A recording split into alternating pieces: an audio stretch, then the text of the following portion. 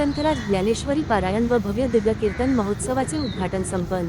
श्री क्षेत्र दत्तघाट पाडेगाव व निरा पंचक्रोशी यांच्या संयुक्त विद्यमानाने श्री ग्रंथराज ज्ञानेश्वरी पारायण व भव्य दिव्य कीर्तन महोत्सव तथा श्रीमद भागवत कथा ज्ञानयज्ञ तथा अखंड हरिनाम सप्ताहाचे मे 15 रोजी सकाळी 8 वाजता ज्ञानेश्वर माऊली संस्थान आळंदीचे अध्यक्ष श्री योगी निरंजननाथ यांच्या शुभहस्ते हभूप दिलीप झगडे महाराज यांच्या अध्यक्षतेखाली श्रीफळ वाढवून संपन्न झाले। कार्यक्रमास दत्ता आबा चव्हाण, माळीकराव चोरमले, शंकर मड्डाणे, पवन सूर्यवंशी, डॉक्टर नितीन सावंत आदी पंचक्रोशीतील कीर्तनकार, विविध गावाचे मान्यवर पदाधिकारी, कार्यकर्ते, महिला, पुरुष, आभार वृद्ध भाऊ संख्येने उपस्थित होते। बातमीसाठी श्री दिलीप वाघमारे, लोणंद।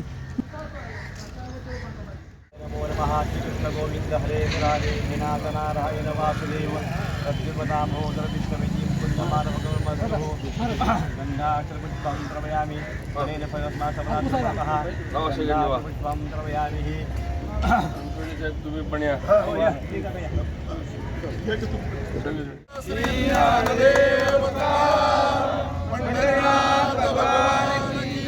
माऊली ज्ञानेश्वर महाराज, जगद्गुरु तुकाराम महाराज, श्री गुरुदेव दत्त महाराज, बोलो रे भाई सब संतन की जय, निरामयी माता की जय।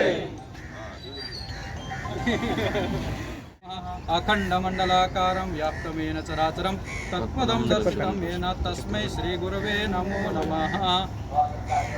माल्याजनी सुगंधिनी मालत्यादिनी मया ऋतानि पुष्पाणि पूजार्थं प्रतिगृहीतां माऊली ज्ञानेश्वर महाराज की जय।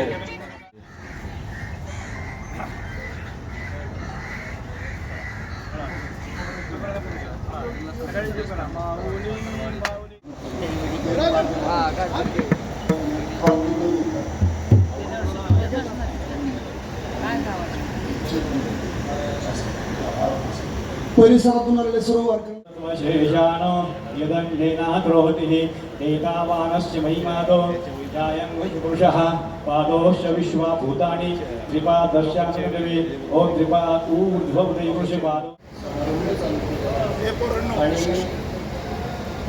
या सप्त्यामध्ये महाराजांनी सांगितलं की आपण नवीन नवीन प्रयोग पद्धतीमध्ये आपण हा सप्ताह करणार आहोत।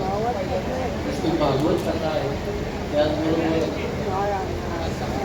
नवपिढा भक्तीचं देखील आपण चिंतन करणार आहोत आणि त्याचबरोबर संत ज्ञानेश्वर माऊलींची ज्ञानेश्वरीचं पारायण देखील होणार आहे। अशा या सुंदर अशा या सप्त्यामध्ये भरपूर मोठ्या मोठ्या आमच्या देवकारांचे देखील कीर्तन आहे, अंदाजांची कीर्तन आहे, सगळे फडकरी, सगळे मोठे मोठे दिग्गजांची सेवा बाबांनी ठेवलेली आहे, सगळ्या समितीने या ठिकाणी ठेवलेली आहे।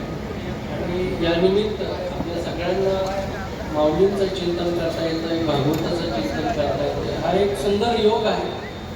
आणि माऊलींच्या या 750व्या जन्मोत्सवानिमित्त आपण सगळे एकत्र आलो आहोत आणि नीरा तीर्थक्षेत्र हे नीरा देखील परम पावन आहे, तर तिथं माऊलींच्या पादुकांचं स्नान या ठिकाणी घडतं आणि याच घाटात व्यक्त करण्यासाठी परम वंदनीय जगद्गुरु तुकोबाराय महाराजांची वेबसाईट चैतन्य तुम्ही माझे असं प्रमाण चैतन्य आणलंय। तुम्ही कोणाचं ऐकत नाही असं सगळीकडे लोक म्हणतात, आवा कोणाचं ऐकत नाही म्हणतात। मी ते सांगतो की मला काही कल्पना नव्हती, मला फक्त एक फोन आलेला आहे, त्या फोनवर मी वेळेवर आलेलो आहे, त्याच्यावर माझं टाळ्यावर याचा अर्थ काय माहीत आहे का की हा वारकरी संप्रदाय जो आहे ना तो इतका प्रेमळ आहे।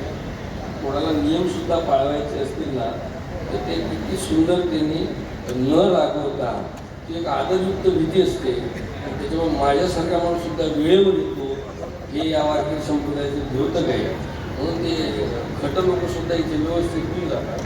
माझी एकच विनंती होती की या संपूर्ण पालखी सोहळ्यामध्ये आपण जर पाहिलं तर लौकिक आहे पाडेगावचं, पाडेगावला देव का थांबतात ते सगळ्यांनाच माहिती आहे। देवानं निवडलेलं असल्यामुळे कदाचित पाडेगाव असेल ते त्यांनी आता याच्यानंतर कंसात पाडेगाव देवाचं लावणं सुरू करा, पाडेगाव देवाचं। अख्खं पालखी सोहळ्यात कोणालाच कळत नाही की पाडेगावला देवाला कसं निवडलं, देवानी पाडेगावला निवडलं। त्याच्यामुळे कंसात विनंती याच्यानंतर पाडेगाव देवाचे लिहिणं सुरू करावं, विनंती आपल्या सर्वांच्या चरणावर।